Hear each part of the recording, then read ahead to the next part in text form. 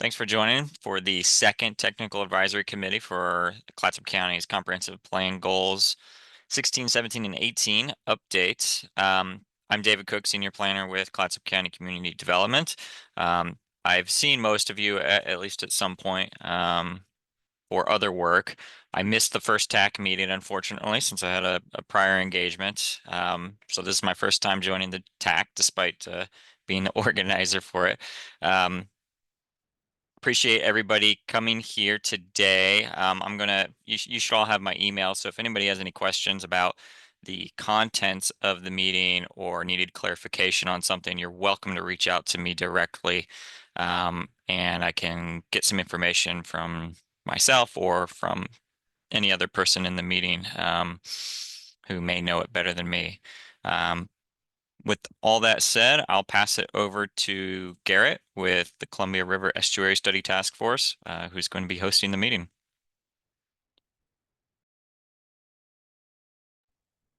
Thanks, David. Hey, everybody. Thanks for coming. My name is Garrett Phillips, and I work for the Columbia River Estuary Study Task Force. And we're working for Clatsop County to help update their Goal 16, 17, and 18 elements of the comprehensive plan. This is the second Technical Advisory Committee meeting, as David said. We're planning on having a couple more as well. So we'll dive in here to the presentation. We'll do some introductions. First, just wanted to review the agenda. I apologize for the lack of detail in the agenda we set out originally, but we're going to have some basic update on scope and process. Potentially to a fault, trying to not repeat too much from last time. So if anyone, wants to stop me and just ask about more basic information, please do. It doesn't look like we have too many people in the room to have a pretty interactive discussion. There's a couple topics, particularly related to Goal 16 and 17 that we wanted to touch on. And then there's a few topics related to Goal 18 that we wanted to spend some time discussing with y'all as well.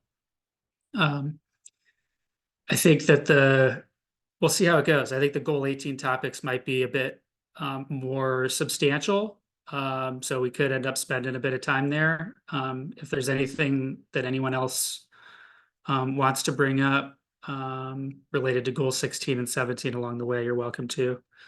So again, I'm Garrett Phillips from CREST. Denise Loffman is also here. Gail Henriksen, Community Development Director for Clatsop County. And we have a sub-consultant team, Herrera Environmental Consultants as well. So I think I'm going to pause for just a moment and invite you all to introduce yourselves. And to keep it running smoothly, I'll, I think, go down the list and call on you. Gail? Hi, I'm Gail Henriksen. I'm the Community Development Director for Clatsop County. Okay. Is Jay Blake joining us? No. Okay. And you met David. He introduced the meeting. Denise? Good morning, everybody. I'm Denise Loffman. I'm the director with CREST. Thanks, Denise. Laurel? Good morning, everybody. Laurel Hillman, Oregon Parks and Recreation Department. I'm the Ocean Shore Resource Coordinator. Thanks, Laurel. Rhiannon? Hi, I'm Rhiannon Bazor. I'm the Coastal Shore Specialist with DLCD. Meg Reed? Hi, I'm Meg Reed, the Coastal Policy Specialist with DLCD. All right. Graham? Good morning. My name is Graham Clegg. I'm the Executive Director of the North Coast Watershed Association. Thanks, Graham. Annie? Merrill? Hi, everyone. Good morning. I'm Annie Merrill. I'm the Ocean and Estuaries Manager at Oregon Shores Conservation Coalition. Thanks, Annie. Philip Johnson? Hello, I'm the Shoreline and Land Use Manager with Oregon Shores Conservation Coalition. All right, Jeff Flory.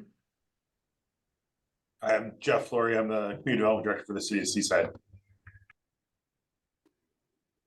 Charity. My name is Charity Steele-Hodges. I'm with the Cowlitz Indian Tribe. I'm here for our Cultural Resources Board just to get some information. Thanks, Charity. McKenna. Hi everyone, my name is McKenna Schultz. I'm also here with the Cowlitz Indian Tribe. I'm just here to listen and gather some information. All right, thank you for coming. Kevin Herkamp. Kevin Herkamp, Ocean Shores Program Coordinator with Oregon Parks and Recreation. Albert.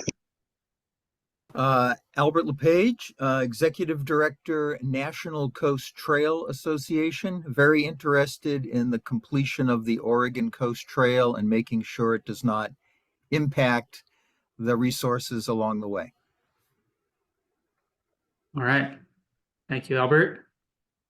Is there anyone who didn't introduce themselves? Bob? Yes, I am Bob Bomer, and I am the president of Arch Cape Falcon Cove Beach Community Club. All right. Thank you. Anybody else? I don't think I missed anyone now. All right. So just a quick update on and a little introduction, because we do have some folks who didn't come to the last meeting, I think. So this project encompasses an update to all three of Clatsop County's land use planning goals, 16, 17, and 18. That includes the estuaries within Clatsop County, the beaches and dunes, and some lands surrounding the estuaries and that overlap and are adjacent to the beach and dune environment as well, including the rocky coastal headlands. So that's like the most basic description of the area we're covering, and it's really large. It includes some of the most valued places in Clatsop County. In terms of the topics that we're focusing on and scope to really work on, in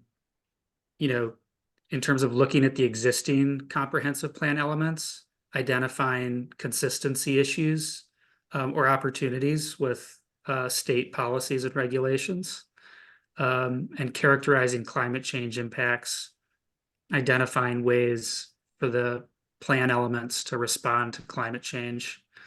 We're also updating resource inventories that are now over a few decades old to produce more updated, accessible, transparent maps for staff and the public and decision makers to use while they're considering development opportunities and permit requests in the plan areas.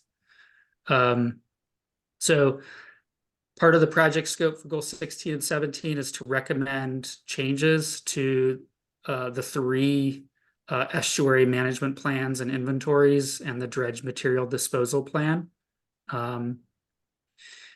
And recommending, again, policies that respond to climate change, potentially incorporating new dredge material disposal sites into the plan in the goal 16 and 17 realm. And for goal 18, there's some extra focus on considering how shoreline armoring policies should potentially be changed in consideration of sea level rise forecasts and erosion in the future. Considering policies for non-structural erosion control, developing policies to respond to any potential future cable landing proposals, and then also incorporating some policy work that's already been done related to armoring against erosion for public roads that run parallel to the shoreline, and incorporating public access policies that the county has already worked on into Goal 18. So that's sort of a broad overview of the scope. There's some focus areas here that are suggested in our scope of work that we're supposed to be working on. And in terms of the project schedule, we've been working on collecting information, reviewing existing plans and resources, gathering initial ideas from the public and the technical advisory committee. We're trying to finish up a draft climate impacts report, a review of local and state policy consistency. And we're starting to move into developing policy concepts for you all to consider, for the public to consider in response to some of the things that we've found over the last several months. And we're also developing draft inventory maps that we're hoping to be able to start sharing at the next meeting. So the project is supposed to end in early January 2025. So it's been a bit of a slow start, and the pace is going to be accelerating substantially in the coming months. So the Technical Advisory Committee met in June, and we're meeting again today, and we're anticipating 2 more meetings.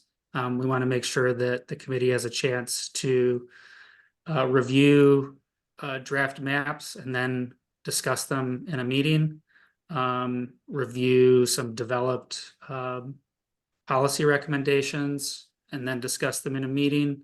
And we're gonna start exploring some policy concepts today. So this is sort of an overall view of where we're headed. For after the meeting, there's a few links here. We might add a few more that'll be posted on the county webpage, but whether it's public meetings, technical advisory committee meetings, online or in person, they can be found at the link that's at the top of this page. And then if you want to look at Clatsop County's existing Goal 16, 17, and 18 policies that were developed and last updated primarily in the 70s, 80s, and 90s, the bottom 2 links will take you to the existing policies. Okay, so we're going to dive into a couple of topics, particularly related to Goal 16 and 17 that we touched on in the last meeting, but in terms of like the geographic scope of our discussion, I wanted to make sure that we had a chance for any participants to revisit those topics for the Nicanicum River Estuary and Nicola Creek Estuary, because our attention was sort of naturally gravitated to the Columbia River last time. And then we're also going to talk about incorporating climate change impacts and considering climate change impacts in Goal 16 and 17. So, basic introduction to Goal 16. It is about protecting estuarine resources and the things that we all value in estuaries, and balancing what we value in the broadest sense, from ecological functions and the natural environment to opportunities for economic development that is uniquely requires a water location. So Goal 16 particularly is about the aquatic areas, the water areas of the estuaries. And Goal 17 covers a much more diverse range of landscapes, including lands immediately surrounding the estuaries, um, some wetlands surrounding the estuaries. It also includes lakes and wetlands that are in the Clatsop Plains, for example. It includes the coastal headlands like Tillamook Head. It includes dikes that are found throughout Clatsop County adjacent to the Columbia River estuary. And so goal 17, like goal 16, also is about managing land uses and activities to conserve natural resource values, ensure that there's opportunities for economic development where it's appropriate, ensure that public access is maintained, that natural hazards are mitigated. So those are some of the emphasis areas for goal 17. So just touching back on goal 16 before I invite you all to speak up. Goal 16 and the way it works, it's primarily a spatial plan that maps the estuaries and like cities are mapped or like the rest of the county is mapped with zoning and plan areas.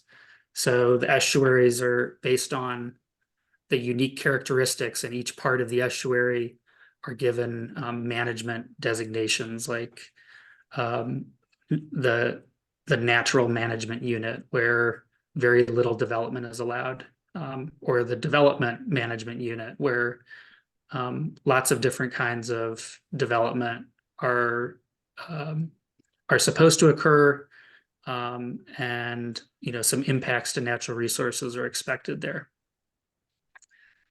There's policies in goal 16, and this applies to goal 17, that relate to particular uses and activities that are typically found in and around the estuaries.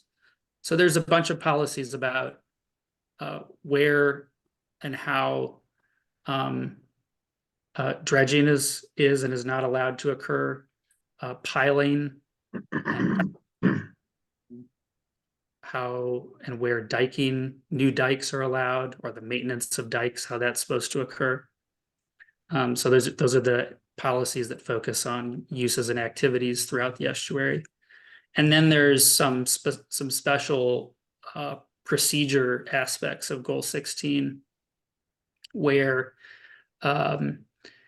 development that's proposed in aquatic areas, part of the permit process is to describe the estuary resources that could be impacted, describe the development or the activity that's being proposed and how it could impact the resources, and how the project applicant or proponent is going to minimize those impacts if they're permitted to do them.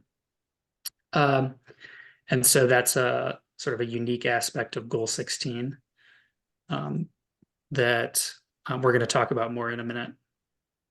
So the Nicanicum River Estuary plan and Ecola Creek Estuary inventory were last updated in the 80s and 90s.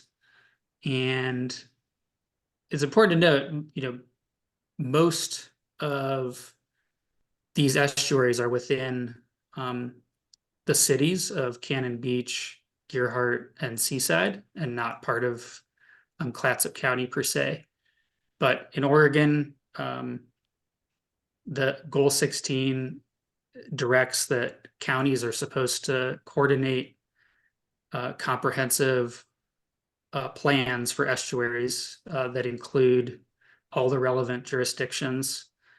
And then each jurisdiction is supposed to work with the results of that collaborative plan effort to implement their own policies and regulations. So there's a Columbia River Estuary Management Plan that involved jurisdictions from Washington even, and all the cities in Oregon within Clatsop County along the Columbia River. I guess just Warrenton and Astoria, but and Clatsop County and Clatsop County as well. And so then for the Nicanicum River Estuary Plan, likewise, a collaborative plan effort was completed many years ago. So this planning process is not extensive enough to do actual full updates to these plans. Recent experiences, in Central Oregon and Southern Oregon suggest that it takes, and I guess a few decades ago when we did it up here, suggested it takes a few years and a lot of resources to do that. But we are identifying issues and scoping out what these plan updates could look like. And we are doing inventory work and mapping to inform plan updates, and that, the cities can use if they're ready to and want to with their policies and regulations. So in the last meeting, we spent a fair amount of time talking about the Columbia River Estuary, asking whether there were uses and activities related to the estuary or shorelands that need more policy attention now than they did a few decades ago, or that need particular attention in updating. And we talked about inconsistencies or friction between local and state regulations and policies. And the Columbia River Estuary, we talked a lot about dredging. We talked a little bit about dikes. And I've had brief conversations with representatives from the city of Gearhart and with you, Jeff, Flory from Seaside. But I wanted to make sure that we had a chance to touch on these two estuaries before moving on and ask these questions. It's up for city representatives or anyone else in the meeting if you want to talk about these estuaries and what they mean to you, policy issues. Does anyone have anything they'd like to say about them? Laurel? I have a question about the inventory that you have already, when that would be ready so we can, react to that, or, maybe there's information that's already in them. I guess that's a question, because I can bring stuff up, but if it's already in your inventory, for example, is it duplicative? Oh, I wouldn't worry about necessarily being duplicative, like in the meeting. I'd encourage you to speak up. But the inventory, we're going to be trying to roll out some of the draft inventory work in October. And this is primarily like mapping inventory work. So some of the inventories that were done to inform these plans in the 70s, 80s were like extremely extensive and detailed ground-based survey work inventories that were funded by the state of Oregon largely, and that's not the funding environment that we're in now. So this is much more of a collecting available data from established agencies and sources and trying to update what is fairly old information at this point. Does that make you think of anything else, Laurel? Well, you mentioned that you were looking for like policy information, but you're also looking for information about resources that might be within these areas. Like, for example, there's like been plovers nesting on the south side there and in the Gearhart area recently that hadn't been there, 30 years ago. Well, they had been there before that. Anyway, just as an example of some, a wildlife resource that is consistently for the past couple of years nesting on that spit on the south side of the Nicanicum. That's just an example. I didn't know what kinds of things you were looking for, so that's just. Yeah, I mean, that kind of information is useful to know. And then you know, we could have other follow-up conversations about whether that's like what that means in terms of policy implications and mapping the estuaries. But anything like that that you'd like to share in the meeting or afterwards in a conversation is welcome.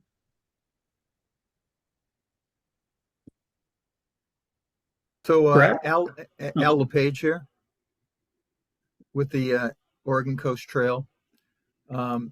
Did the last speaker just mentioned some shorebirds on the south side of the estuary from the Mechanicsum River? Yeah. Yeah. So I do know, for example, down by Lincoln City, you've got the Siletz River estuary coming out. I know this is not part of this program. I'm using it as an example, though. And you've got sea lions that pull out on the south side of the mouth of the Siletz Bay estuary as it enters the ocean. So the Oregon Coast Trail does not go on the south side of that. So the sea lions are not impacted at all. The tourists are shooting them with their cameras from the north bank of the Siletz. With the Mechanicsum River, though, I'm just curious, where are those shorebirds? Are they right at the mouth of the river? Well, I could show folks on a map if that's helpful, or I can provide that information. Yeah, so I guess, yeah. So Laurel, thank you for that. For mentioning that, because at a low tide, it's very easy for the Oregon Coast Trail. You just keep walking along the beach in Gerhardt down across the mouth into Seaside at a really low tide.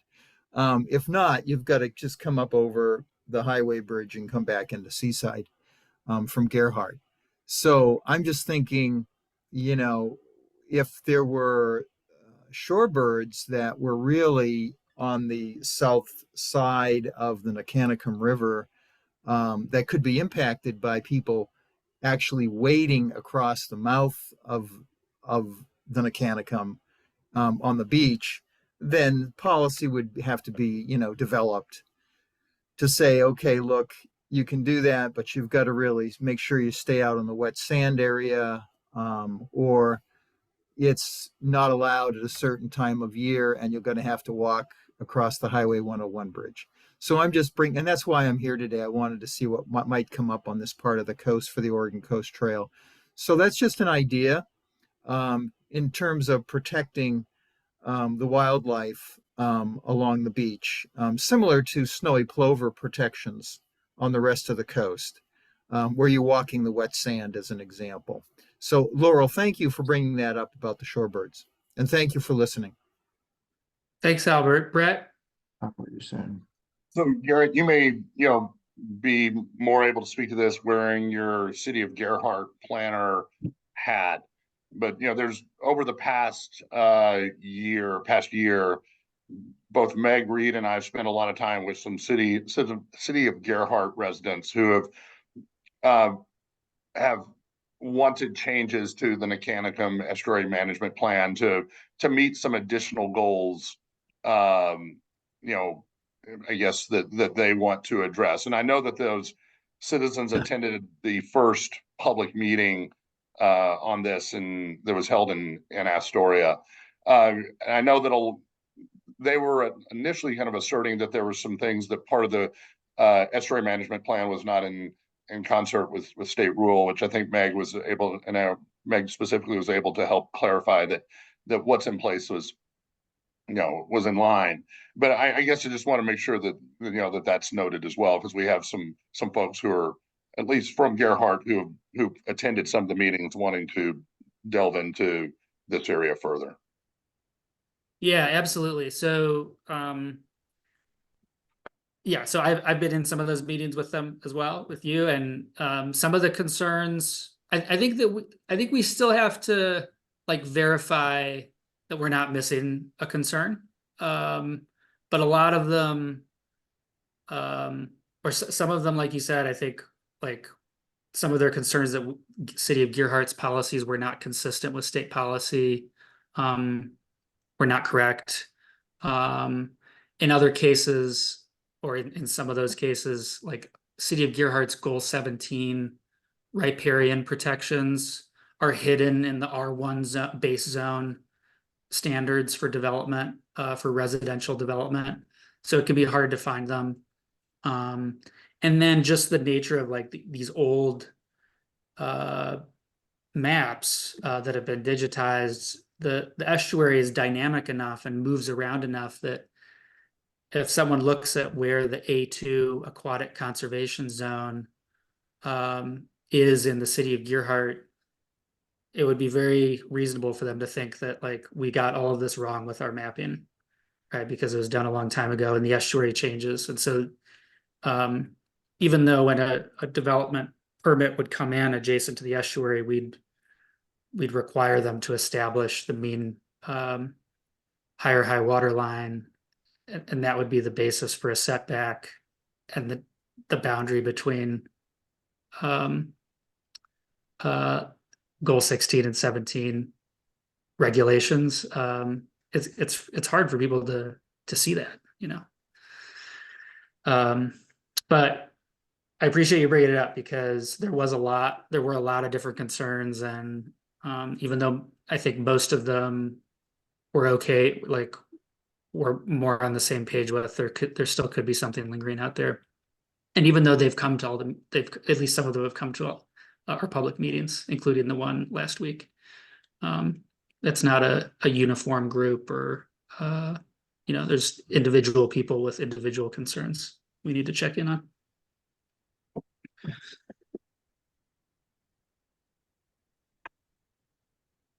Jeff, do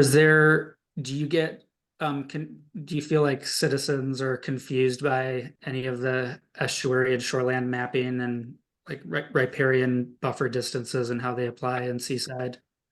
I will say that it can get confusing because our comprehensive plan for Seaside in our code, it uses the mean higher high water line or the line of non-aquatic vegetation. And there's no clear delineation on when each one of those locations was used for the basis for riparian setback.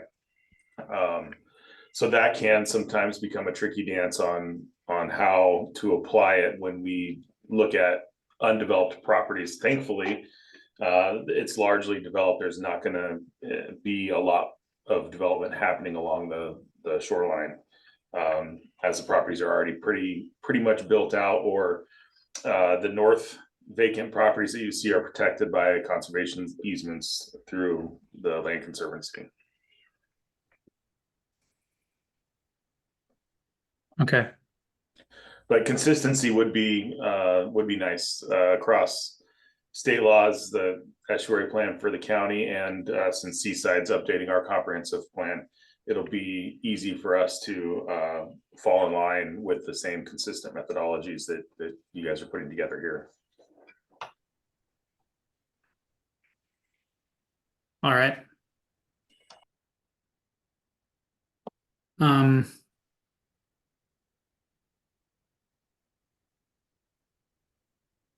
Is there anything else that, you know, any of the anyone else wants to bring up related to we don't have anyone from City of Cannon Beach here, it looks like, but we'll have to ask them separately. But anybody else want to talk about these places anymore? Oh, Steve. I'll call you out, Steve. Have you had any issues with estuary related policies?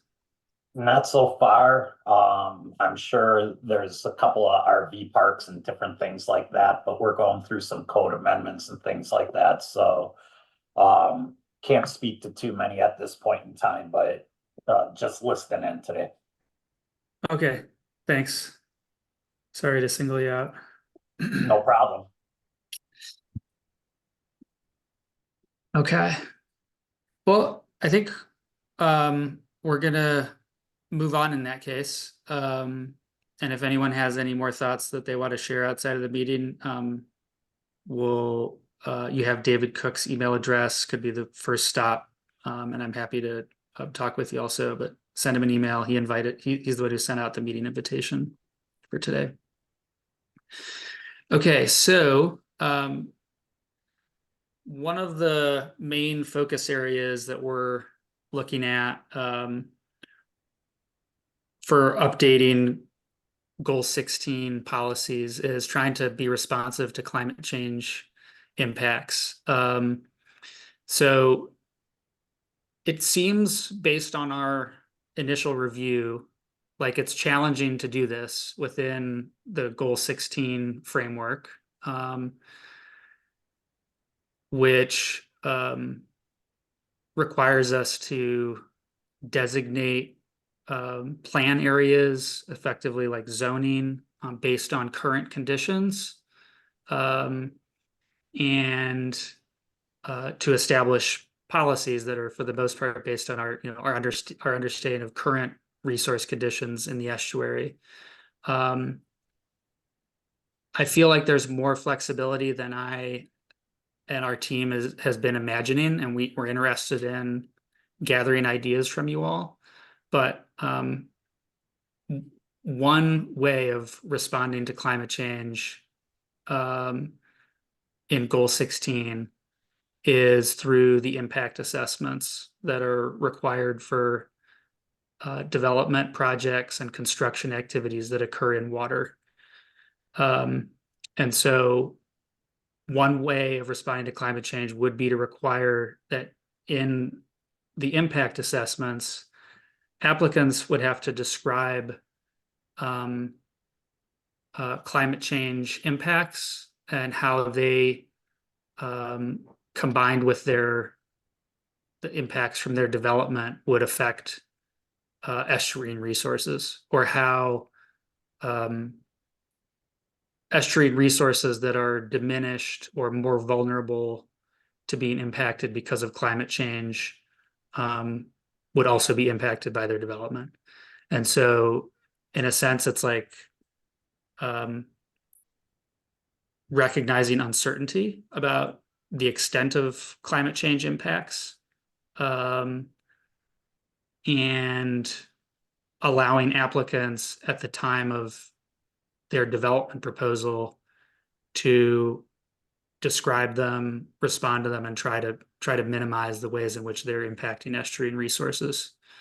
And I think, if this seems like an idea that the county wants to go ahead with, then there's another conversation. We could start it today potentially about what kind of direction do we give people in terms of requiring them to describe climate change impacts in an impact assessment.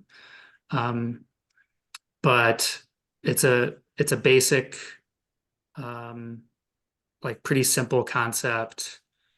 Not that I expect you all to understand everything that I'm saying about it yet, but it's a basic way of addressing climate change in Goal 16. And I wanted to get your all's input on that. Concerns about how that would work, how meaningful it would be, and open it up to, I hope, other more creative ideas as well.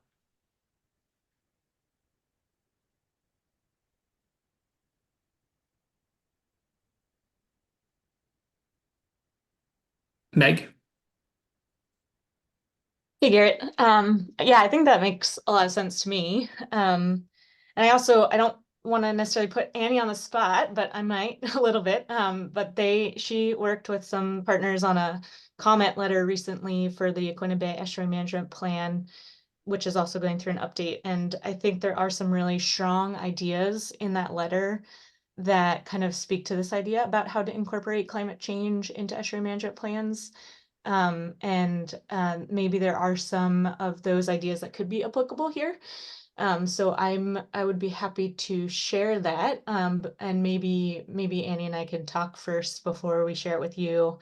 because I do have some kind of thoughts around it as well. But I have, similar to you, Garrett, struggled with this concept because Goal 16 is one of the most prescriptive of the statewide planning goals.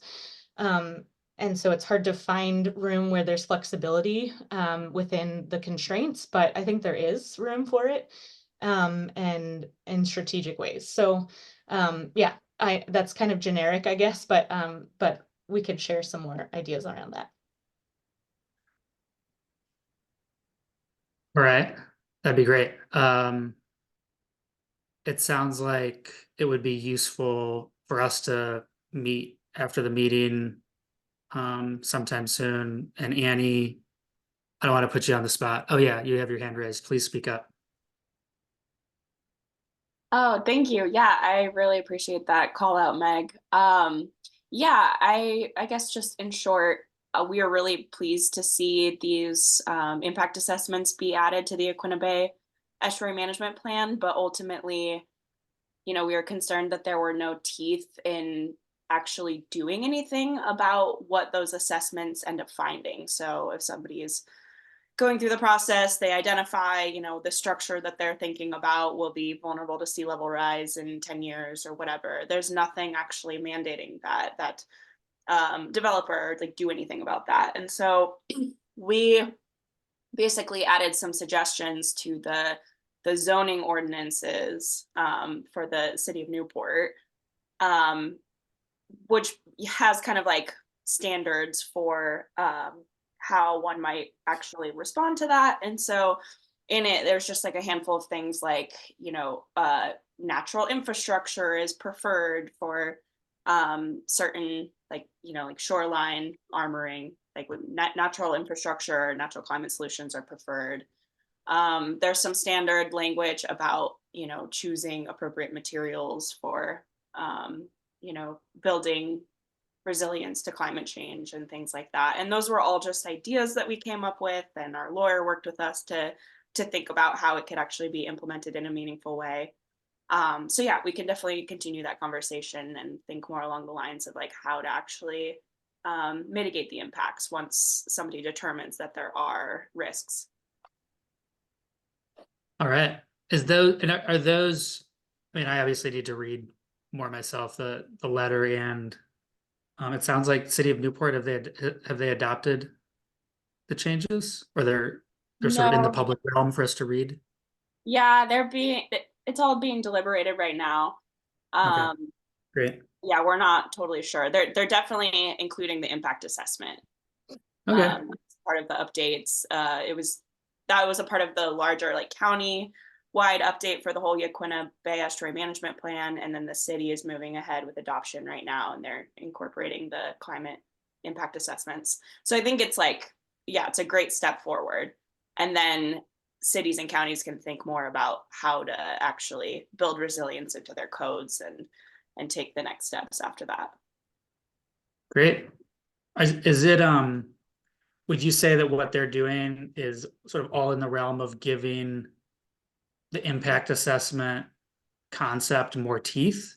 Or is it, are there like standards and requirements that are apart from the impact assessment, like say that are part of the management unit requirements for all conservation management units, or that are, that apply to all water dependent development sites or something like that?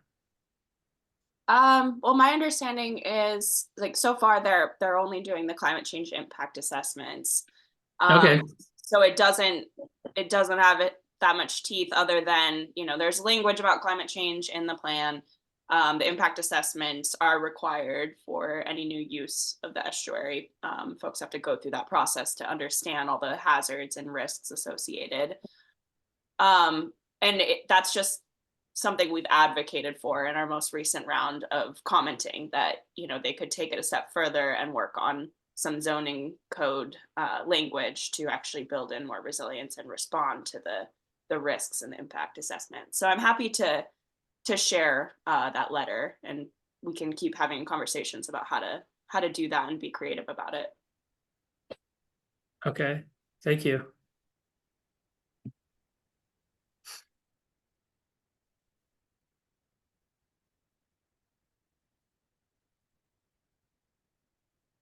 Um,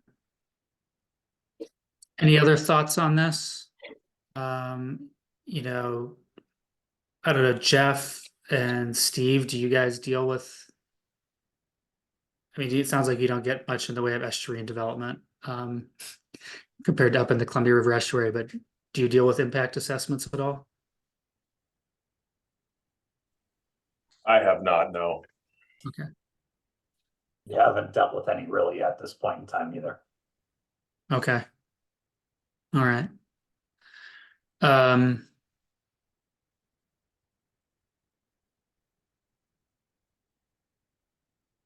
yeah. Any concerns about trying to address climate change with impact assessments from anyone else? All right. I just have a question. Would the concept apply to other goals, 17 and 18 as well? Not exactly. So impact assessments are unique to goal 16. But there are some comparable kinds of analyses that take place, especially in goal 18,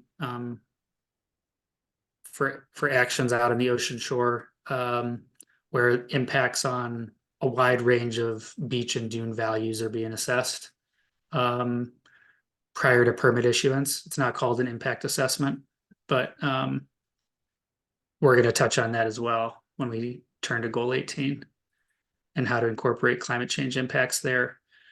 For goal 17,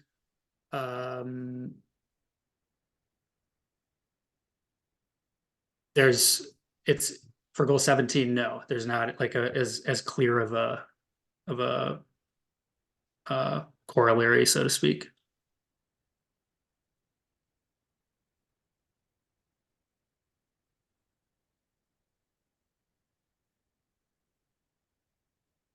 Yeah, I mean, goal 16, I'd actually be interested. I don't want to put you on the spot, Meg. So Laurel was saying that it's unique to goal 16, but it could be applied, the concept could be applied elsewhere. And that makes sense. And it has been applied to project like goal 17 projects, where impacts from development on in the shorelands, for example, are subjected to an impact assessment. So like there's jurisdictions that do that. If if it's clear that there's a potential impact to the adjacent estuarine resource. And so I guess since you brought it up, does anyone have any thoughts about potentially requiring not only requiring impact assessments for some goal 17 actions, but requiring consideration of climate change in them as well? That'd be that's a double change that just got brought up.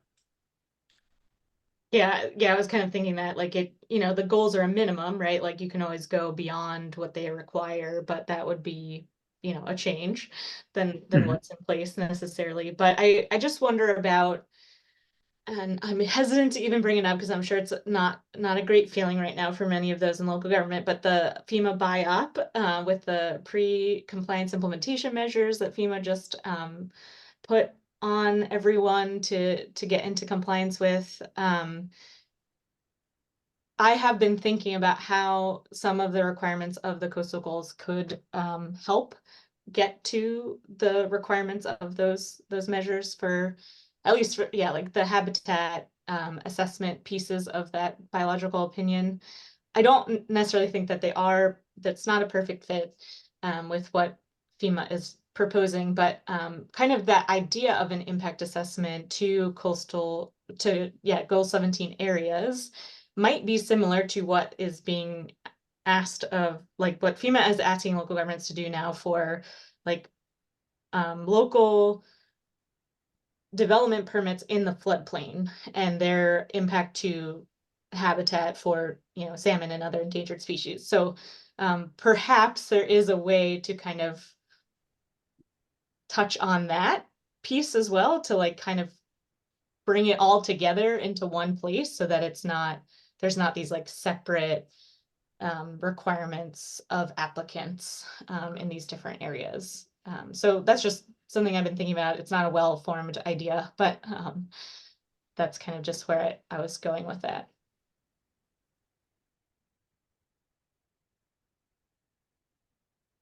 Are there other areas, Meg, like removal fill permitting or water quality certifications that you think are ripe for like removing redundancies? Yes, I think so. Yeah, a little piece of trivia that I found useful that maybe would be useful for others as well is that when the coastal goals were first adopted, it was before there were state agency coordination agreements put in place. So like when the statewide planning goals were first adopted back in the 70s, local governments had to comply with them first, and then state agencies had to comply with them second. So they kind of happened a little out of sync with each other. And as a result of that, there are some things in local plans, particularly around the estuary, that were in response to Goal 16 requirements that then were subsequently done by state agencies. And so that I definitely think there is some redundancy in like estuarine construction standards are like kind of one place where there's a lot of implementing code around in local government estuary management plans that are also, I think, somewhat redundant with state agency or even federal agency permitting. And that's kind of why that happened. And, you know, like just so many local plans have not been updated since they were first put in place. So that's kind of why that happens. And there has been just a lot of disjointedness, I think, between agencies and local governments in implementing these plans, especially around the estuaries, because there is so many overlapping jurisdictions. So I think that's why that has come to pass over time.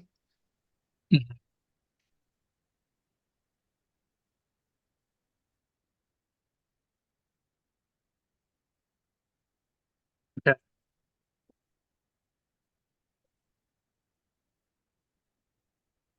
Yeah, I had been trying to think about how it was a little bit flipped going back to the BIOP and the pre-implementation compliance measures that you first brought up, Meg, sort of on the assumption that those guidelines, well, that just needs, like, everyone's just going to have to follow what FEMA says. Are there local policy redundancies that, you know, just don't add as much value anymore if we're having to fulfill the pre-implementation compliance measures? You know, we want to be careful about not, there's benefits to each community having their own take on this stuff and their control and, you know, ability to be more autonomous and sort of determine their future with their own policies, and interpret them in when there's like an extreme edge case development proposal in a way that works for them. But you know, we also want to be sensitive to the idea that you know, we don't want routine application. If there's opportunities to make it so that routine applicants don't have to do a lot of redundant work for the next 20 years until the plan is updated again. Like if there's opportunities to remove redundancies, we want to be aware of those. So it's ironic that incorporating climate change considerations into impact assessments is actually one way that would make the local government policy requirements then not as redundant as they were before, right? Because then it's like then the local government's incorporating climate change policy and requiring applicants to address that, whereas like maybe DSL or Department of Environmental Quality with a water quality certification aren't doing that potentially, right? So it's no longer redundant if the local government addresses climate change through the process, but maybe there's still ways to sort of do both, reduce redundancy, but add something that's really of value to the local policies. Any other thoughts on this?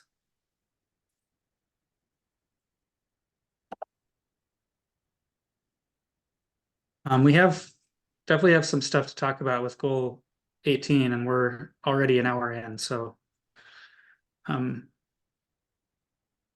let's move on.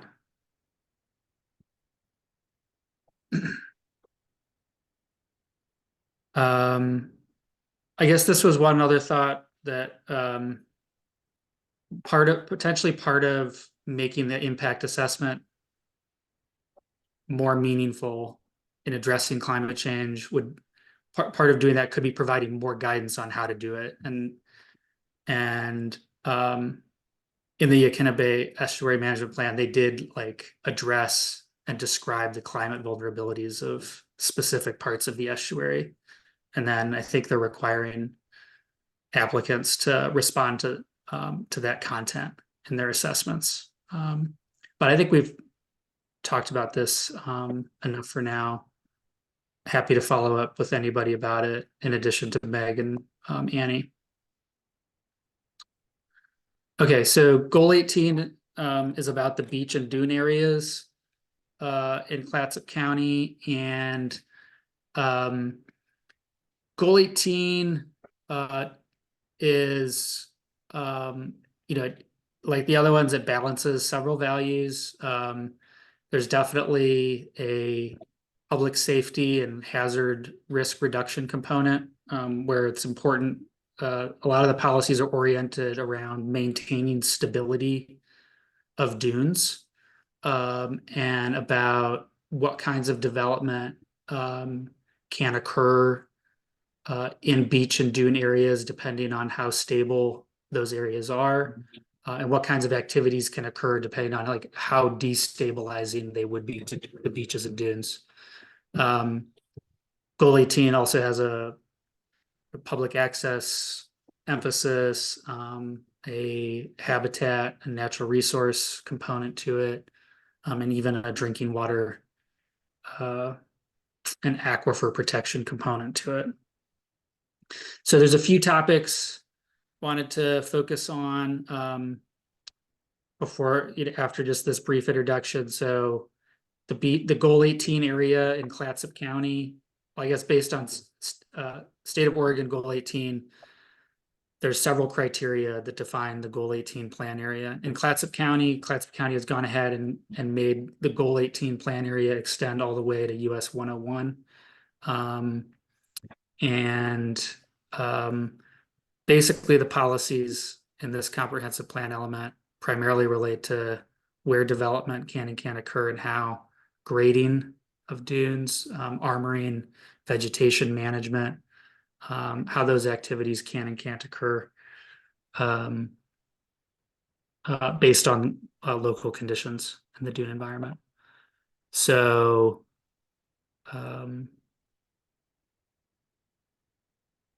a few of the topics we wanted to talk about a little bit more were shoreline erosion control armoring. So like seawalls, bulkheads, riprap, and the kinds of impacts that those have and alternative ways of managing erosion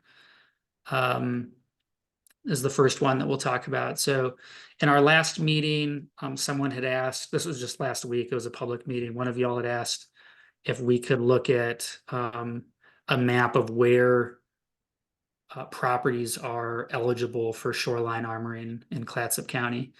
And so throughout the state of Oregon, beach and dune environments, shoreline armoring is only allowed in areas that were committed to development prior to 1977. And the state of Oregon has gone ahead and mapped these areas for everybody. Local governments do have the option of modifying the inventory based on their own research and investigation, but this inventory is available online. And it is the first sort of test that an applicant has to pass through if they want to construct a beachfront protective structure, basically a permanent or long-standing erosion control structure like a seawall, riprap. And so in Clatsop County, most of unincorporated Clatsop County outside of the cities does not have properties that are eligible. There are some properties north of Gearhart and south of Camp Rylea, a handful that are shown in the middle image here. And I think that a few of those already have some kind of beachfront protective structure armoring. And the rest, conceivably someday could ask for it. And then south of Tillamook Head, south of Cannon Beach, there's many properties that are eligible for beachfront protective structures and armoring, and there is a lot of these structures already, but there's also lots of properties that apparently don't have them yet. And so when you're looking at these maps, this is a oversimplification, but generally speaking, the long-term trends in erosion versus accretion or prograding buildup of dunes in Clatsop County are that north of Tillamook Head, the dunes are getting wider over time, or they have been. We can't predict the future with certainty, and trends can change, or they can change for a decade or two and then keep going. But over the last, at least 100 years, beaches north of Tillamook Head, Seaside, Gearhart, and to the north have been getting wider, and those south of Tillamook Head have been eroding. And so it's just thinking about like what kinds of scenarios would we encounter, where would we encounter requests for shoreline armoring when we're thinking about policies to respond to that. I'm thinking I'm open to thinking more about north of Gearhart, but my attention is more drawn to Arch Cape. So some impacts of shoreline armoring, seawalls and riprap are that. Oh, Kevin, did you want to speak up about something? Oh, no, go ahead and finish. I'll chime in later. Okay, so when beaches and the land next to beaches erode, that erosion replenishes the beach and keeps and makes it so that there remains a beach into the future. When a wall is installed that prevents that sort of natural erosion process from supplying the beach with sand, that can result in the beach becoming narrower, lower, and thereby narrower because the water comes inland further. And ultimately it could result in there not being beach for the public to use during certain tide conditions, or even at all in some cases. So shoreline armoring in the long run in some cases can have substantial impacts on like the public's right and ability to use the public beach. And it could also impact habitat. The structures have their own visual or aesthetic look that you could call an impact that's different than the natural beach environment. They can increase erosion in adjacent areas, or at least deprive those areas of the sediment supply that would otherwise be provided. And so this is like an extra short review of some of the impacts of shoreline armoring and why we're interested in policies that try to minimize these impacts, and policies that encourage where appropriate and where useful, some alternative ways of controlling erosion that don't have all these impacts. Kevin, did you want to chime in now?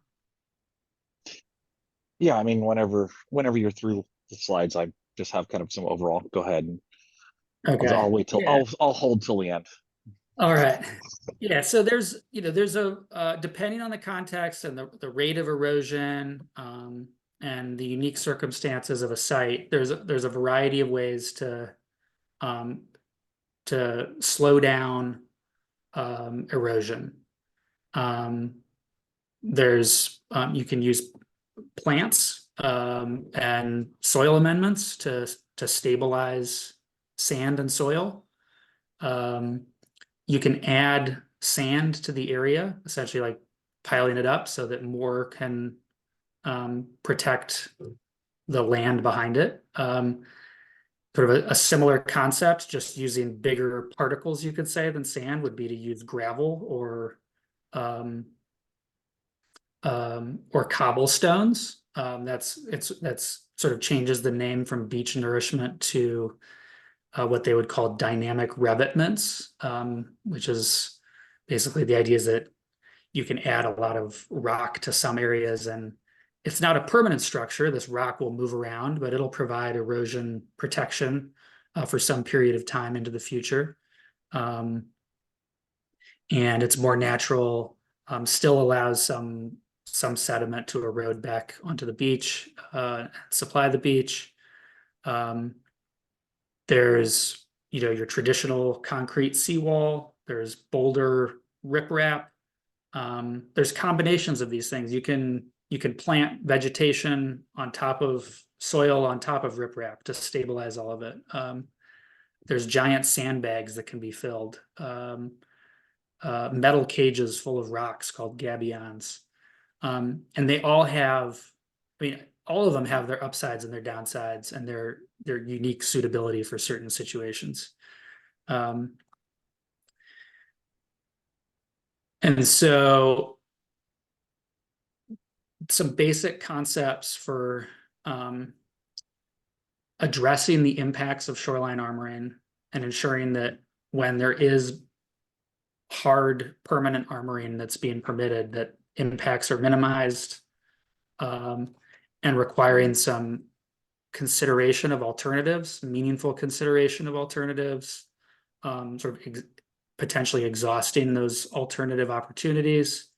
Here are some policy concepts that would need to be more detailed and fleshed out, but that respond to this idea of minimizing impacts from armoring, requiring consideration of alternatives, requiring meaningful consideration of how to do this the best that it can be done.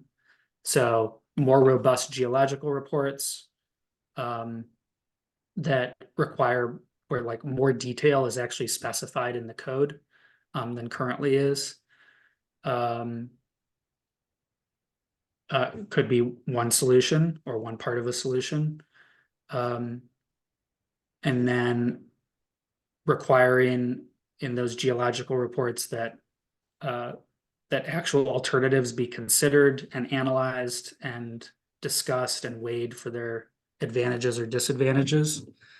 Like I just said, some of the alternative erosion control methods have their own impacts or issues, or sometimes they won't be effective depending on how intense the wave environment is, for example.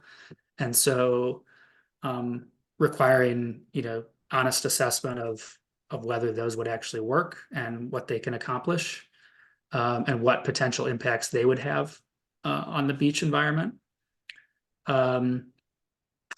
And then a couple of concepts that are less about armoring itself, but about encouraging new development to locate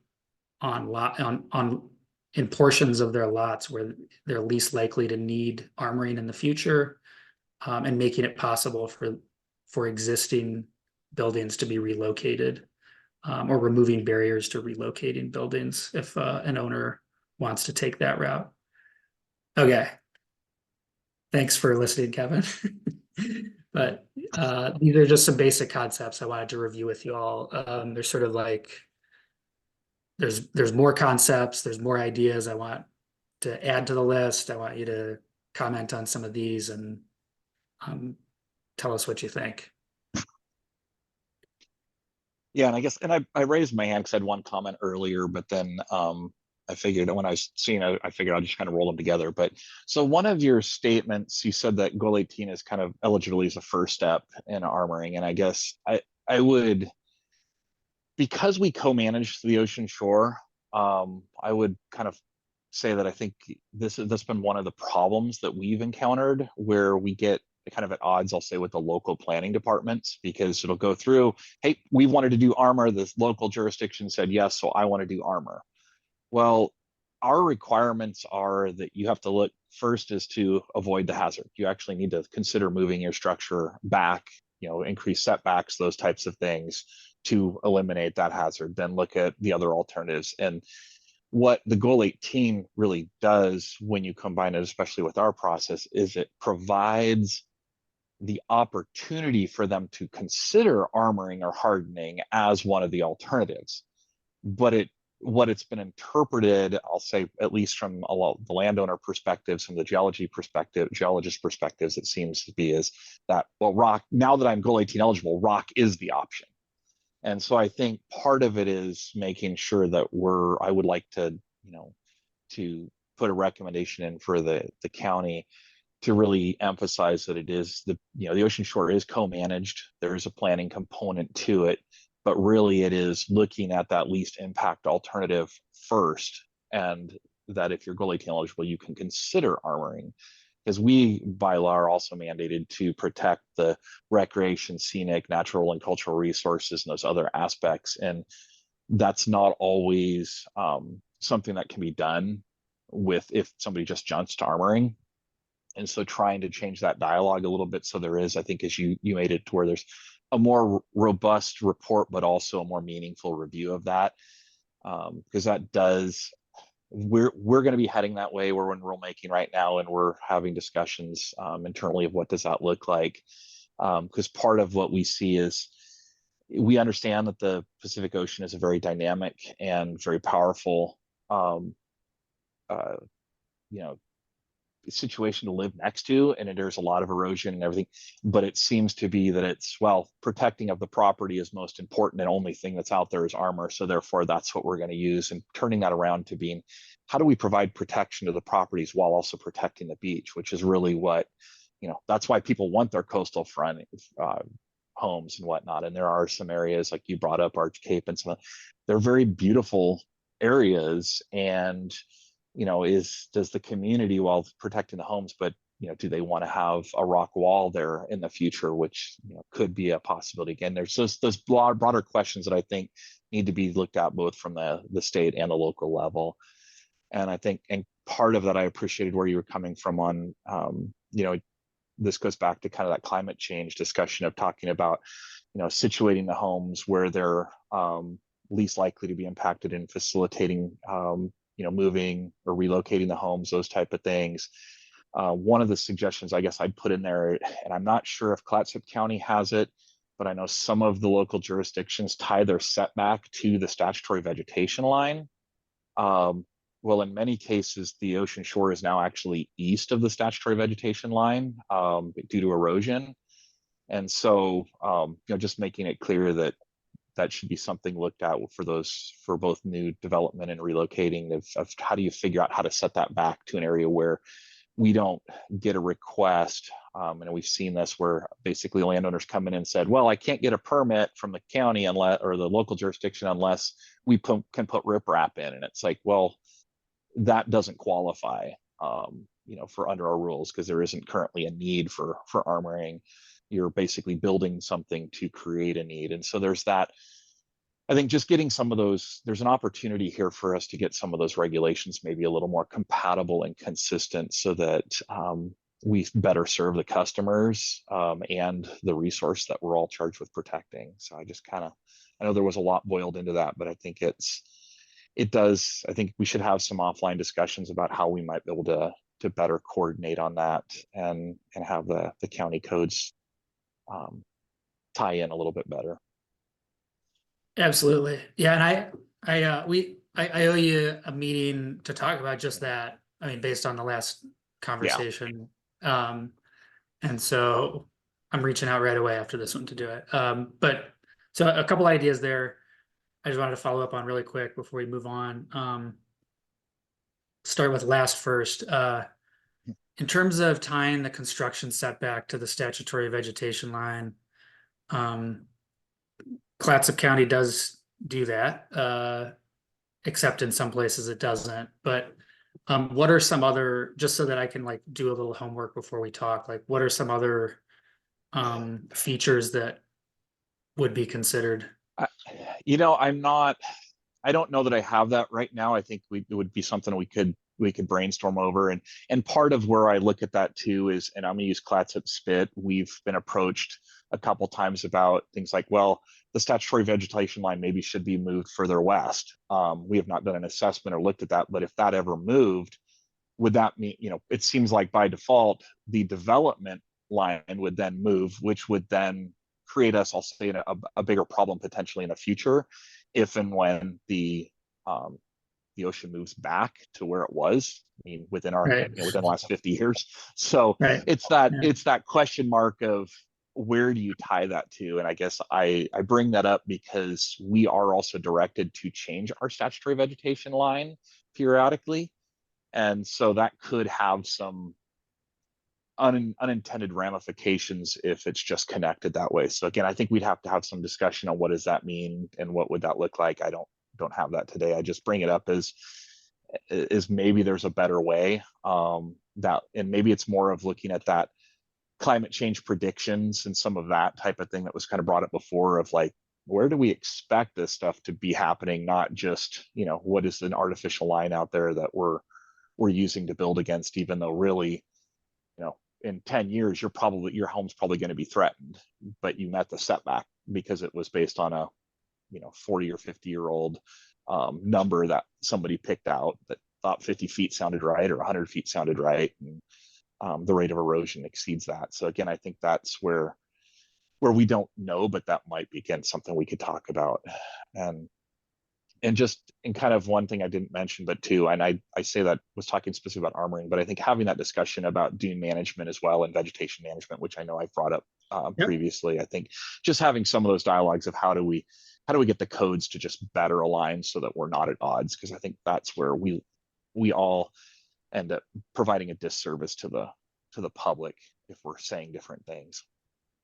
Yeah, absolutely. Okay, we need to follow up to talk about that. And I'm curious how we do it in a way where we're aligned, but not redundant, unnecessarily, but yeah, working in concert. Absolutely. And there's a statement in the ordinance right now about, you know, coordinating review with OPRD, but we must need more than that. Right.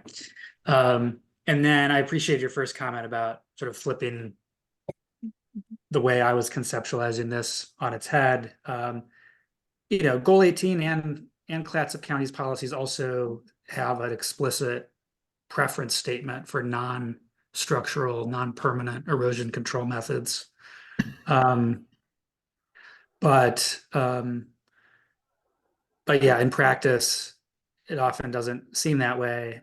And even, you know, those methods aren't even really named, and that's common for local governments. It's there's just the order of preference for different erosion control methods is stated, and the first category is non-structural, and then they actually name riprap and seawalls, right? So maybe actually naming some of these methods would even be helpful to say, like, well, you need to actually evaluate these named alternatives right here.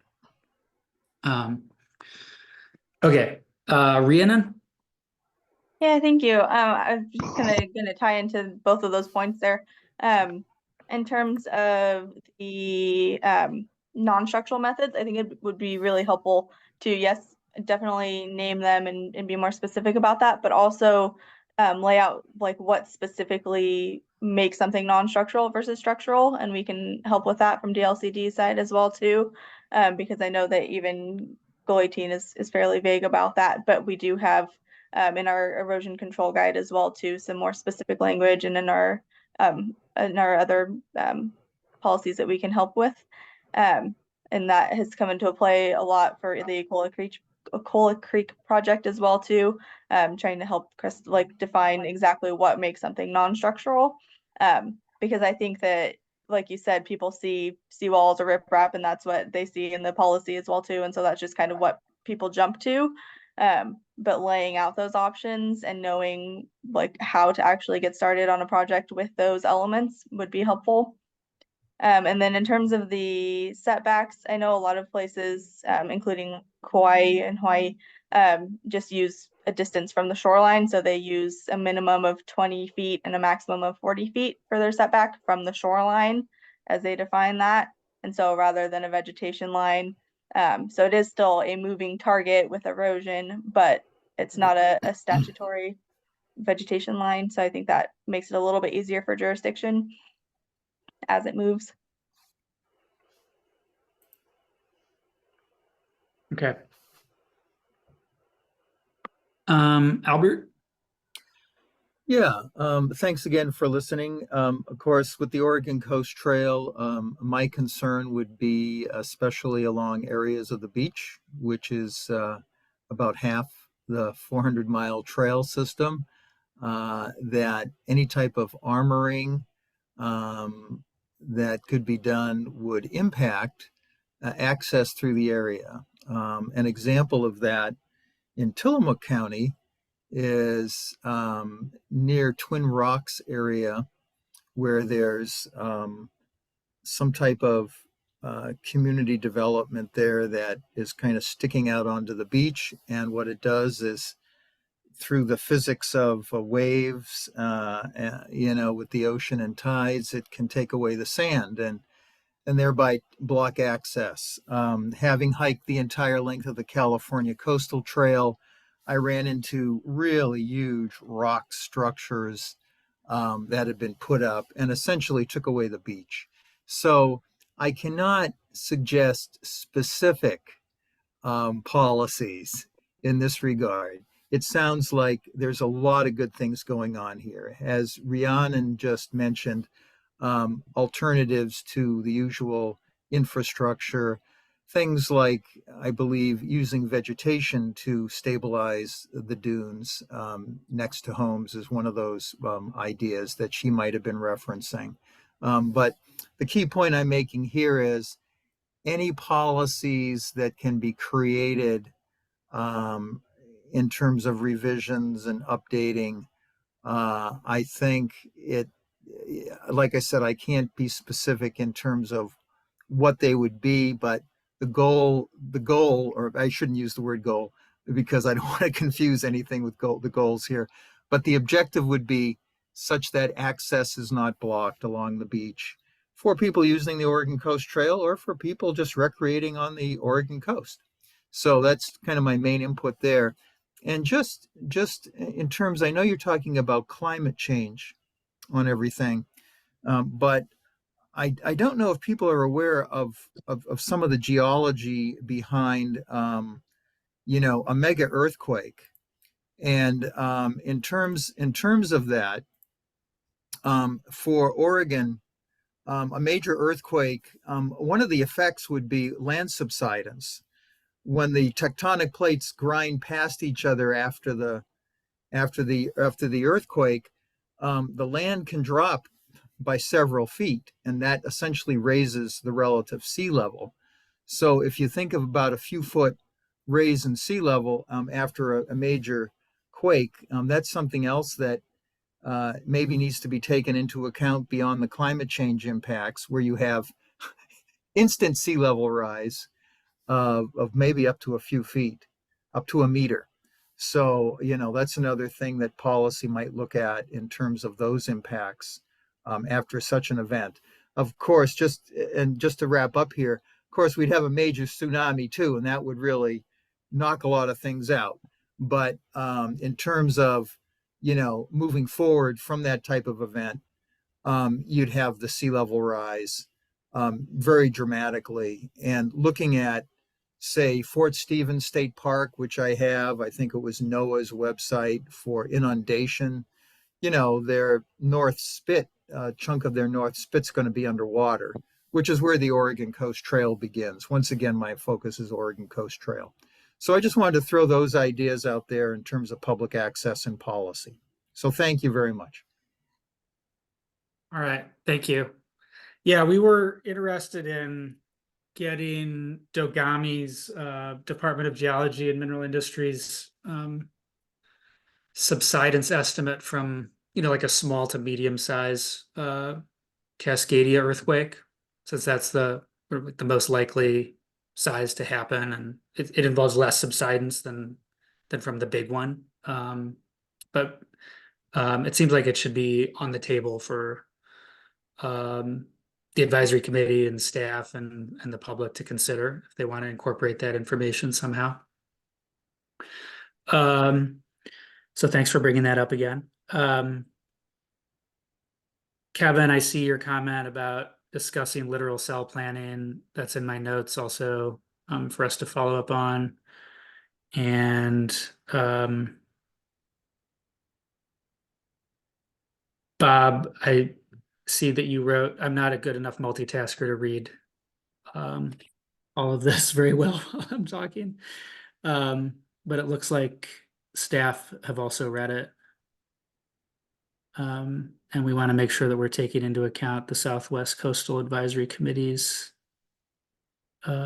recommendations on armoring, even though it wasn't included in the final Southwest Coastal Community Plan. So it'd be interesting to see the recommendations and also understand if there was some, like, what were the obstacles to getting it incorporated? And can we work around that differently, right? Or can we sort of go in with our eyes open about those? Thank you for sharing that and reminding us of them.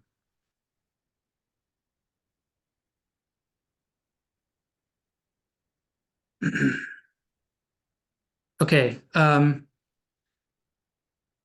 Well, this is a related topic I'm going to move on to with y'all. And it is just a little bit more explicitly considering climate change and goal 18 policies. And so these are estimates of potential sea level rise that were developed for the Clatsop County area in 2020, based on established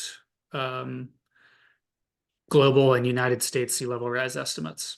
And so with a baseline of 1992, the idea, is that there's a very wide range of potential sea level rise estimates when you look at, just the year 2050, for example, could be almost no sea level rise to 2.5 feet.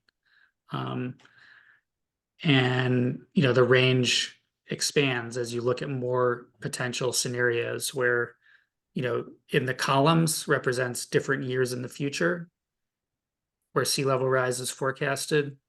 And then the rows are sort of low, intermediate, high, and extreme scenarios. I tend to look towards the middle with these, but keep the extremes at the low and the high end in mind. So there's a variety of ways I think that sea level rise information could be used in Goal 18 policies, whether it's requiring in the future when people come in to develop something that could be threatened by erosion or flooding, requiring them to use the most recent estimates at that time. Or unlike in Goal 16, it seems like there's a little more flexibility for local governments to actually use some of this information in their spatial planning, or to provide guidance on like what kind of scenario an applicant should be considering when they're considering climate change. And so in terms of incorporating climate change, particularly sea level rise and its associated erosion and flooding implications into the Goal 18 policies, there's some sort of basic options to consider. Again, with these geologic hazard reports that are required for most development, like any development of substance in a ocean fronting lot, and lots that are threatened by coastal flooding. There's a few other criteria that could get you in the bucket of needing a geologic hazard report when you develop something in the beach and dune and coastal area. But actually just specifying in the policies and code of Clatsop County that that erosion rates, that projected erosion under climate change conditions should be assessed in the report. When you're considering alternatives of whether it's alternative armoring, erosion control scenarios, describing how those would perform under climate change conditions, whether one would allow you to be more adaptive to uncertainty or less adaptive to uncertainty, things like that. Or I think even potentially it would be going out more on a limb, but specifying somehow like a sea level rise scenario that the geologic hazard report has to rely on. So somehow specify that it has to be a mid-range scenario instead of the lowest scenario. I'm not sure exactly how that would work. It's just a concept at this point. So that's one potential way, and it sort of has it reminds me, or it mirrors the idea of incorporating climate change in a Goal 16 impact assessment.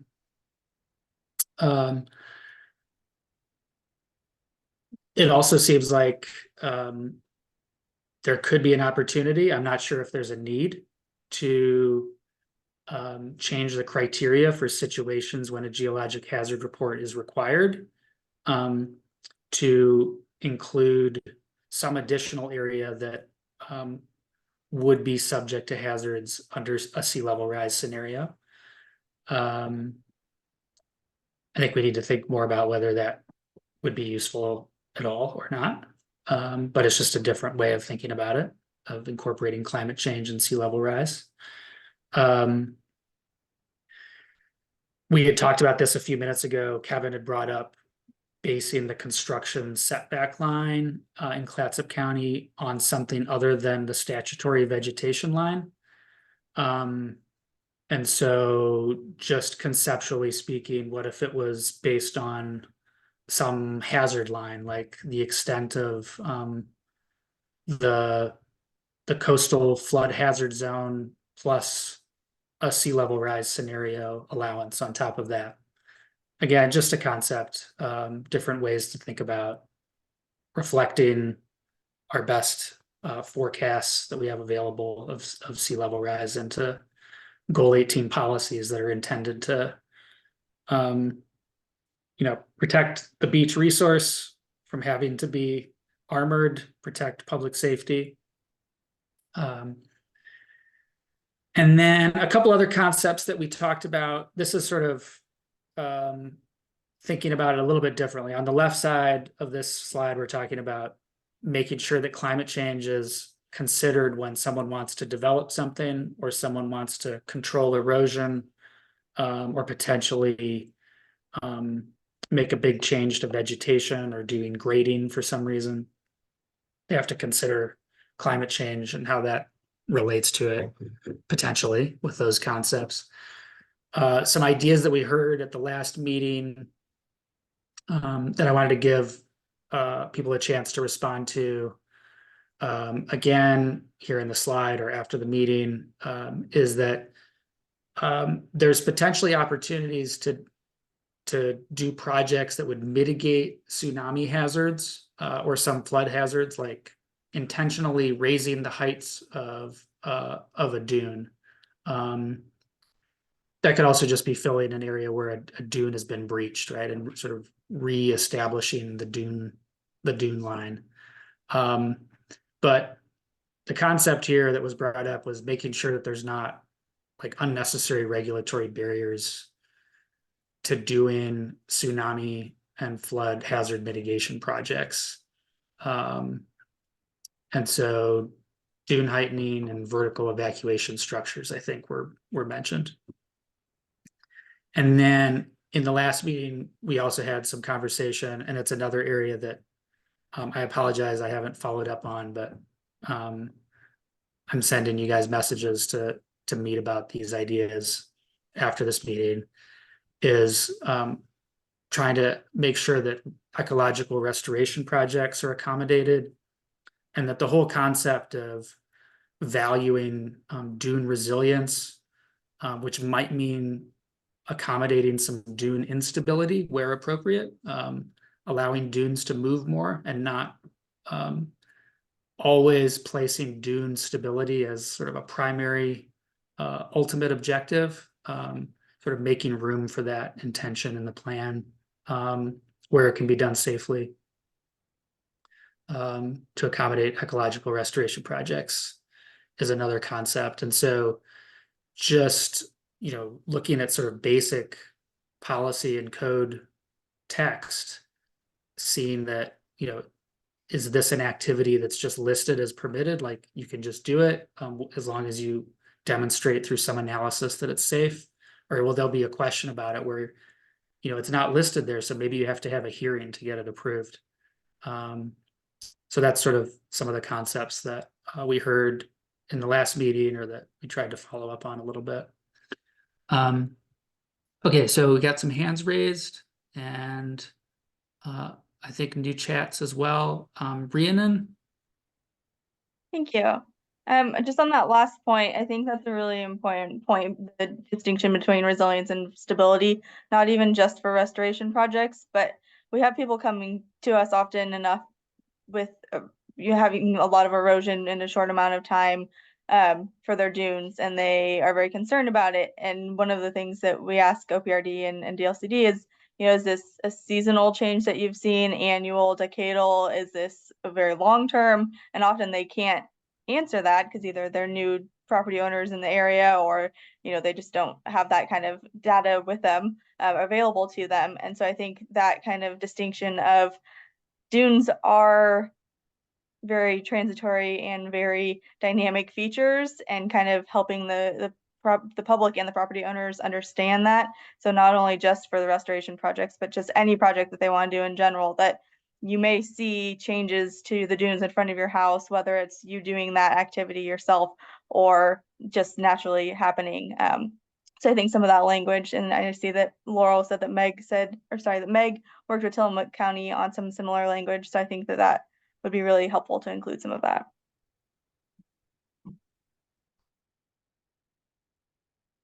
Okay. Thanks. Yeah, the Tillamook County is full of interesting examples to draw from. Philip? Yeah, thanks.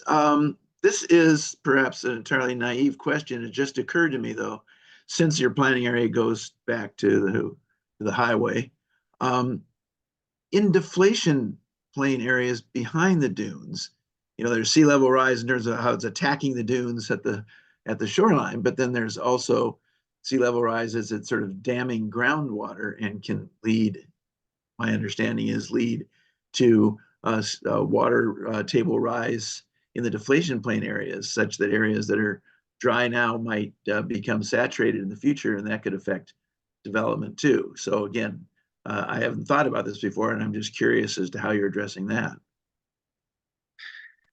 Yeah, so I think we should talk more about how to address it. I mean, I'm thinking about how all of the goals are responsive or not responsive to change, and how it would, how these things work with an actual permit process. Like, somebody comes in and wants to develop near a wetland in the interdune area, and that to me sounds like a goal 17 wetland, probably, with a setback around it.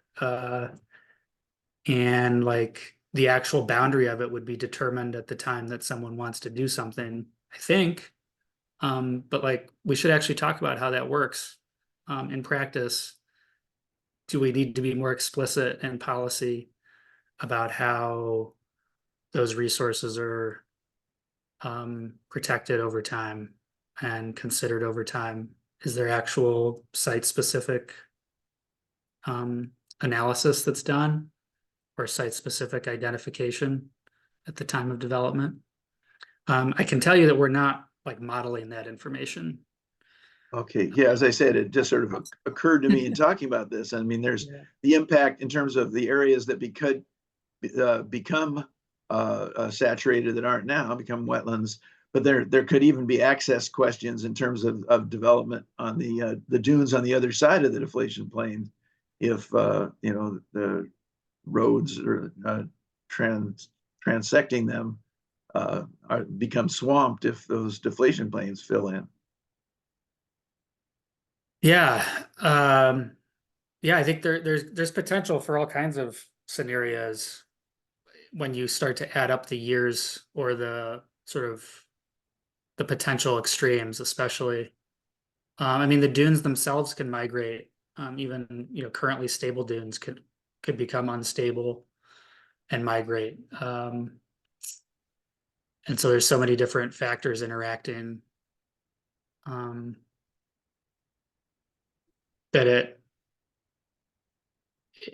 my intuition is to try to look at the processes and consider how they can be as adaptive as possible to whatever changes occur. Like it's hard enough for expert scientists to model and forecast what they think just the sea level rise will be in Oregon instead of another state, let alone Clatsop County. And then we really don't know what the effect of that would be in like a particular area for the interdunal wetlands, I don't think. Although if anyone knows a geologist who could describe that, maybe Jonathan Allen and Laura would comment on it if we brought it up with them from Dogami.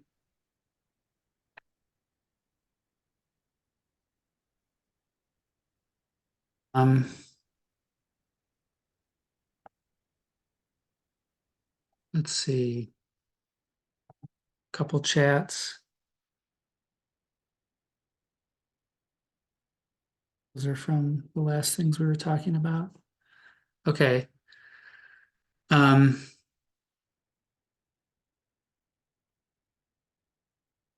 Any other thoughts on these concepts? Like, do you have concerns? Anyone have concerns? It seems like people, participants that are speaking up are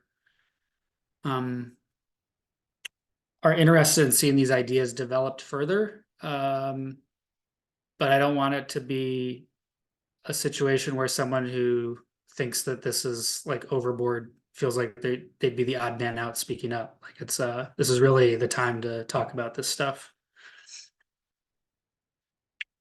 Not the last chance either, but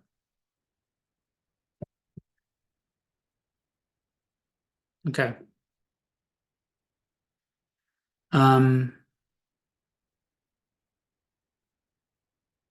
Okay, well, I have several notes on follow-ups related to this topic with y'all. And then we have one more that we're gonna be able to spend a few minutes on, and that's cable landings. And this is a aerial image of a cable landing that was developed in Tillamook County.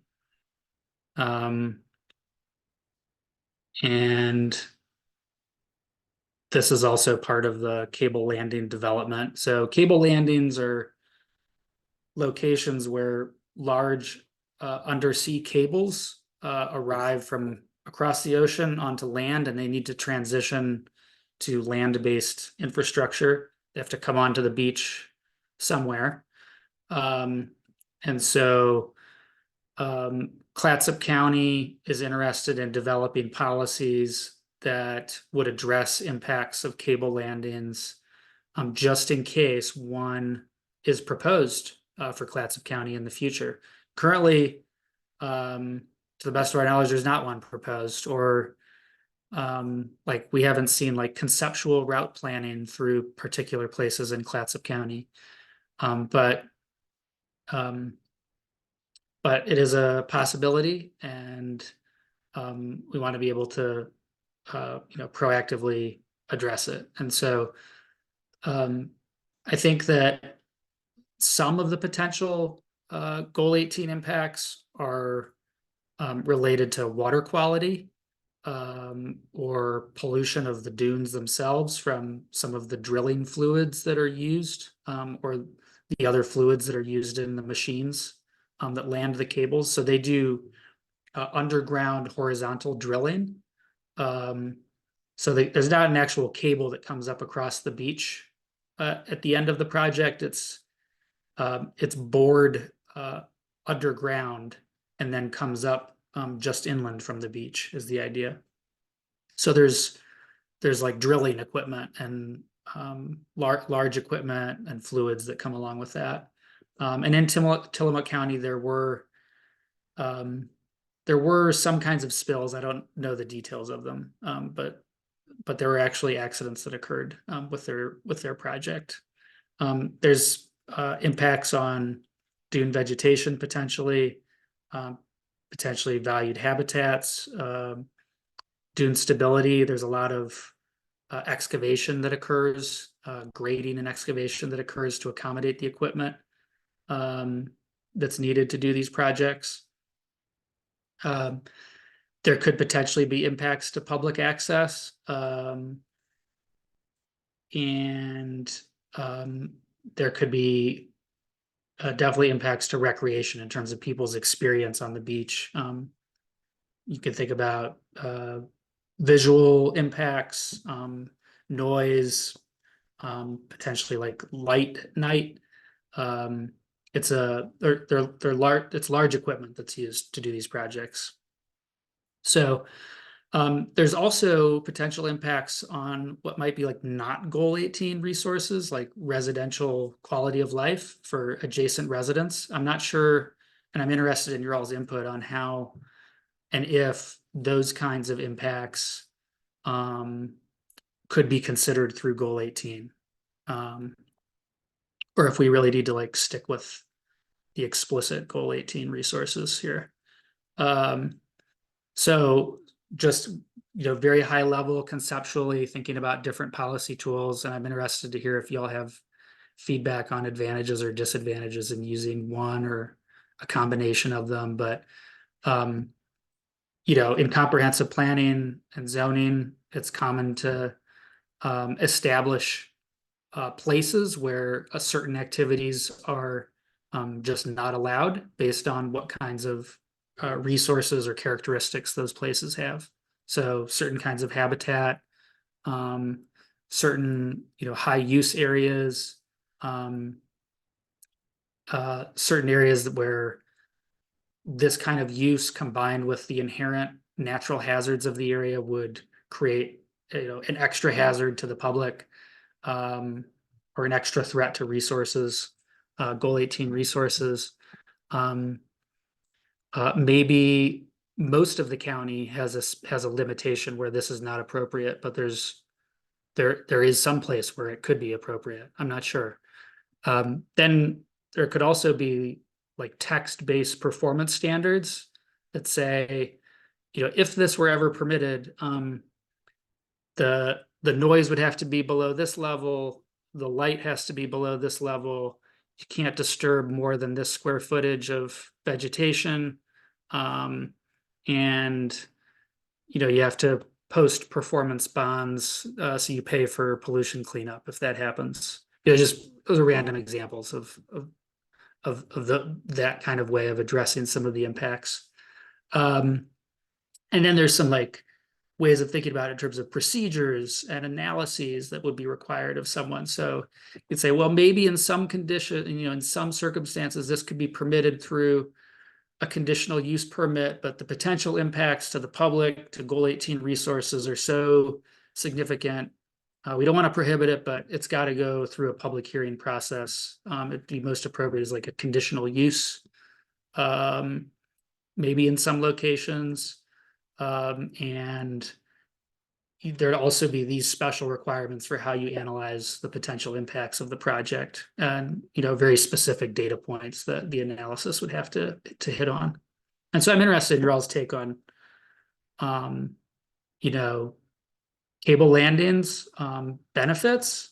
Are they appropriate anywhere? How do we address them just through Goal 18? Okay. So, Philip? Just I've one note is you say goal 18, but given the particular situation and where the actual landing is of the cable and where it hooks up, it could be goal 17 area too. It could be a goal, forest, farm and forest land as it extends onto land. Our main concern is that goal 18 or again 17 and others line up with goal 19. The state just did a lot of planning, most of which is really good and really needed for goal 19, and that would include cables. But we don't see that it necessarily matches up with goal 18 resources. So, I mean, we would urge that the county in this plan be proactive in determining where, if any, it would be appropriate to have cables, and sort of put the state on notice that these are the only areas that we consider viable, and make sure that again that the state isn't looking at something under goal 19 that doesn't match up with what works for the county on goal 18 and possibly goal 17 and other goals. All right. Yeah, I've thought about it in terms of goal 17 also. So thank you for reminding us of that. I think we should keep that in mind. Albert? Hey, Garrett. Thanks for taking me here. I thought a lot of the ideas you had mentioned before you asked people what their input were excellent. And I would concur with those types of ideas that you were sharing with the group. Also, I'm looking at this rather industrial strength cable landing picture, and I'm thinking, if that were to go into an area besides noise and light, like you mentioned, vegetative buffering so that you really don't see it, like they're hiding some of the cell phone towers now to look like trees. Maybe they'd be required to be located in some type of a forested area or something like that, or trees would be planted so that to be vegetative buffering. And here's kind of a rather outrageous, probably radical idea. Is sometimes the price of doing business, from what I understand, can be okay. Yeah, we polluted things. Yeah, we'll just pollute and we'll just pay the fine. No big deal. So it's the cost of doing business. But the cost of polluting the environment for people and wildlife and its impacts are not acceptable. So I'm thinking, what about a policy that says, okay, if you pollute, you get a warning. You pollute again, we shut you down. You're shut down permanently. In other words, you put all this investment into a infrastructure with cable and everything, but if you do it again, we're just going to shut you down. That's the end of it. Okay. So I think they would think twice if they were going to actually do any polluting, and they'd really make sure they mitigated that. That's All my right. comment. Thank you. Interesting concept. Kevin? Yeah, I just wanted to kind of reiterate I'll say the coordination side on these. We haven't had a lot of them in the past, but the ones we've had have all had kind of hiccups with them, and they are a unique beast. One thing where we've seen some problems where I'll use the most recent landing site. Went through the county process, got the county approval. They installed the beach manhole, which is where the cable comes from the seabed and ties into the on land portion of the cable network.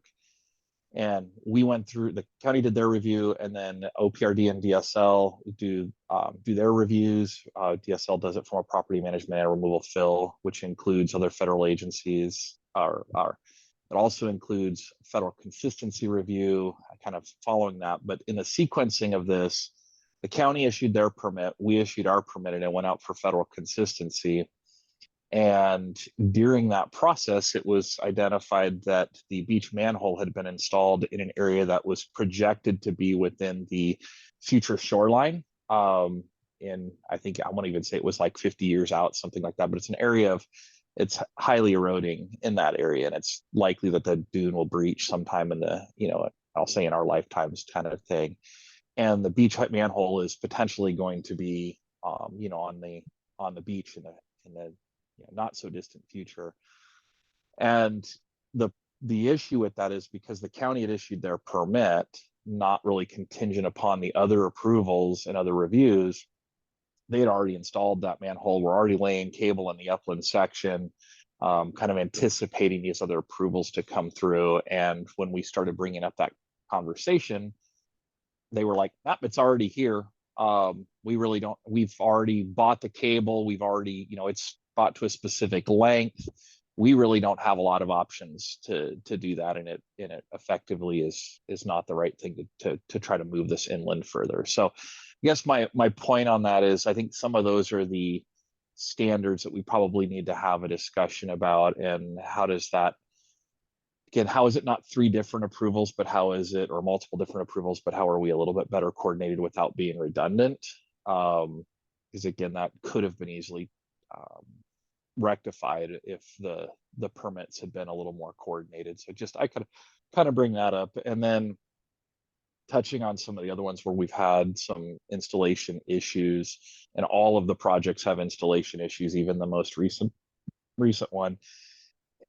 Most of those are just during the construction. And so a lot of those are going to come down to the other permitting agencies, not necessarily the county. Because a lot of those are in the boring area, which isn't necessarily fully within the county's jurisdiction. But again, trying to make sure we have some consistent standards and whatnot. And we've, with this last permit, we actually required them to have specific response plans for sinkholes, for inadvertent releases, and drill bit breakage, which was the first time that these entities had really been required to truly spell out what their action plan was if those things happen. So again, maybe building some of those in on the local side again, so they can present one plan to all of us would be appreciated. So I just kind of bring that up more on a coordinating side. I think there is value in having identified landing sites, but that goes into some broader planning. And I think it was brought up with, how does that tie into the planning that's potentially happening under Goal 19 as well. But I do think there is definitely value in that, partly because you can take an area like this most recent landing site. It seemed to be the perfect landing site, but then later on we find out that, well, it's an area of high erosion. So again, it's being able to assess those things up front and identify those, I think is a key thing. How that ties into some of the Goal 19 territorial sea planning and some of the other things, that's not that's not in my wheelhouse. And I'd say it would be great to coordinate, and it'd be great to have the landing sites and those connected, but that's not where we're at today. Okay. Laurel shared a resource at the end of the chat that I'm going to be taking a look at. I encourage others to as well. Rhiannon had her hand raised, but she might have had to take off. It's 1 p.m. Excuse me, it's noon. So we've kept you a couple minutes past the time we said we would. And I'm interested in, learning more from all of y'all, and we have some specific follow-ups with some of you, and I'll be messaging you. But just wanted to say thanks very much for coming to the meeting. And if you want, if there's anything you want to email with about me, you can also drop your email address in the chat. But you also have David Cook's email address, and we look forward to seeing you. I'm thinking that we're going to have a meeting in October and starting to share some materials with you all as well from some of the work that we've been doing. If you want to come to a public meeting, there's one on September 14th, Saturday at 10 a.m. at Napa School. And so that's going to be in person only. And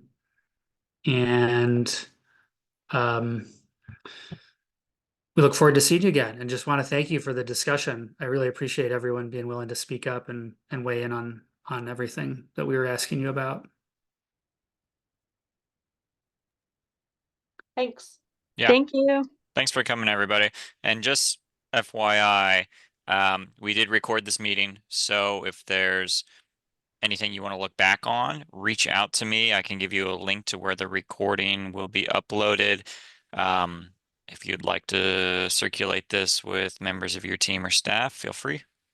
And yes, you can reach me via email or give us a call if you have any questions or need clarification on something. Thank you.